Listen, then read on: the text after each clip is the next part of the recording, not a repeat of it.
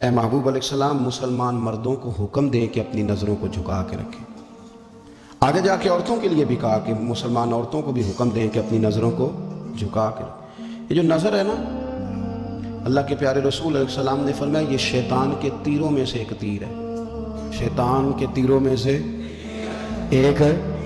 یہ تیر جو ہوتا ہے نا، یہ بس نکلتا ہی ہے، دوبارہ واپس نہیں آتا، اور جہاں جاتا ہے جا کے لگ جاتا ہے۔ یہ جو نظر ہے نا، نظر یہ گمراہ کر دیتی ہے۔ پہلے نظر بھٹکتی ہے، پھر ذہن بھٹکتا ہے۔ کہا نظریں جھکا کے رکھو، جھکا کے۔ کیا کریں؟ مرد کو یہ کہہ دیا جائے نظر جھکا کے رکھ۔ ہمارے ہاں تو بہت سارے لوگ ہیں جن کے اندر ایک لیڈر پایا جاتا ہے، انہیں تو گلی سے گزرنا، ادھر بھی دیکھنا ادھر بھی دیکھنا، سلوٹ کرنے، سلام کرنے، کی حال ہے، کیسے ہو، کدھر ہو، تو اندر ایک لیڈر ہے، تو لیڈر تو نظر جھکانے نہیں دیتا۔ ہم نے تو کمان کرنی ہے پورے علاقے کی۔ حکم یہ ہے کہ نظریں، ایک صحابی فرماتے ہیں کہ نبی پاک صلی اللہ تعالیٰ علیہ وسلم نے ہمیں رستوں میں بیٹھنے سے منع کیا، تو ہم نے عرض کی یا رسول اللہ صلی اللہ علیہ وسلم کئی دفعہ مجبوری ہے، گزارا نہیں ہوتا، رستوں میں بیٹھنا پڑتا ہے، تو حضور نے فرمایا پھر رستوں کا حق ادا کرو۔ یا رسول اللہ رستے کا حق کیا ہے؟ فرمایا ایک تو آنے جانے والے کو سلام کرو، اور دوسرا یہ کہ رستے سے تکلیف دہ چیز کو ہٹاؤ، اور پھر فرمایا کہ بھلائی کا حکم دو اور برائی سے منع کرو، اور پھر فرمایا کہ رستے کا حق ہے کہ رستے میں رہنا ہے تو نظریں جھکا کے رہو۔ پھر ایسا نہ ہو کہ ہر شخص پر آپ کی نظر پڑے، ہر شخص پر۔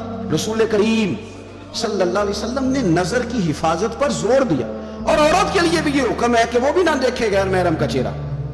اس کو بھی اگر شہوت کے ساتھ وہ دیکھے گی تو وہ بھی اتنی ہی مجرم ہے۔ عورت بڑی با پردہ ہے، بڑی با پردہ ہے، مثلا کس طرح کی با پردہ؟ کہتے برقع پہنتی ہے اور سویرے نکل جاتی ہے بازار، ہے ویسے با پردہ، آتی شام کو ہے۔ عورت کا با پردہ ہونے کا معنی یہ ہے کہ برقع پہنے اور جہاں مرضی جائے۔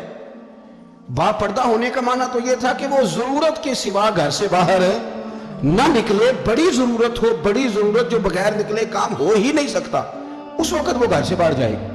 اب یہ کہ وہ نقاب اوڑھے اور برقعے بھی اللہ خیر کرے، ہمارے بزرگ فرمایا کرتے ہیں اب تو نقاب کو بھی نقاب کی ضرورت ہے، اب تو برقعے کو بھی برقعے کی ضرورت ہے۔ آپ نے وہ سارا فیشن برقعے کے اوپر کرا لیا ہے۔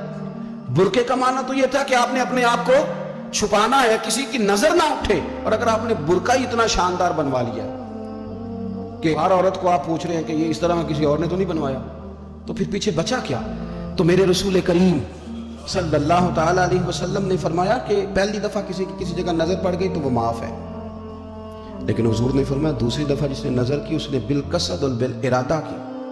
آپ کو بتاؤں، جن لوگوں کی نظریں ناپاک رہتی ہیں ان کا حافظہ کمزور ہو جاتا ہے، جن لوگوں کی نظریں ناپاک رہتی ہیں ان کی عبادت کی لذت چلی جاتی ہے، جن کی نظریں ناپاک رہتی ہیں وہ لوگ ذہنی طور پر اور قلبی طور پر تھوڑے تھوڑے پریشان رہنے لگ جاتے ہیں۔ جن لوگوں کی نظر ناپاک رہتی ان کی کیفیت یہ ہوتی ہے کہ سب کچھ ہوتے ہوئے ان کا دل اچاٹ ہونے لگ جاتا ہے۔ نظر کی ناپاکی، چونکہ یہ وہ والا نشہ ہے جس سے کبھی بھی پیٹ نہیں بھرتا، ذہن نہیں بھرتا، تو بڑی سنجیدہ عمر تک بھی معاذ اللہ تعالیٰ یہ گناہ بندے کا پیچھا نہیں چھوڑتا۔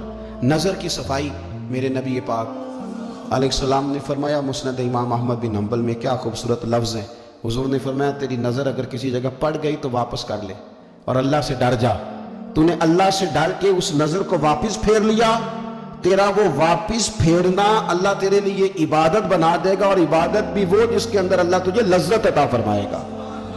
عبادت بن جائے گا، اور عبادت بھی وہ جس کے اندر اللہ تعالیٰ لذت پیدا کر دے گا، تجھے قرار نصیب ہوگا کہ میں نے عبادت کی ہے۔